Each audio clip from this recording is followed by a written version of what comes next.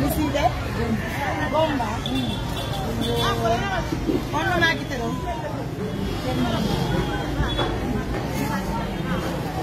Ena kerno la marana.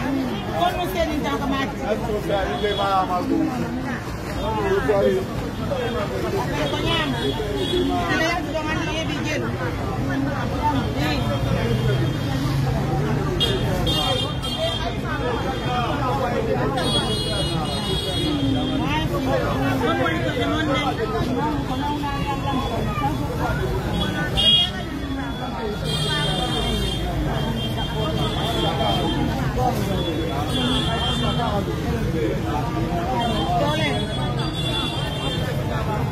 Il va s'asseoir ici et assistance immédiate du va la faire une grosse surprise. C'est normal. Donc, mesdames et messieurs, c'est le mois de Ramadan. C'est le mois de Ramadan, c'est un mois béni.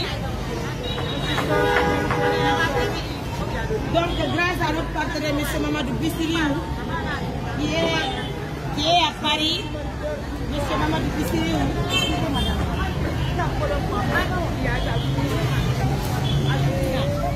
Donc aussi, on voit une maman qui est sortie de la maison très tôt le matin. Nous sommes à Kindia. Donc ensemble on va la faire cette grosse surprise. Frère Mamadou Bissiriou depuis Paris. 1, 2, 3, 4, 5, 6, 7, 8, 9, 10. Donc Nene, il est dans 500 000. Pour 500 000 euros, moi assistance immédiate du avec le partenaire de M. Mamadou Bissiriou au Paris. Donc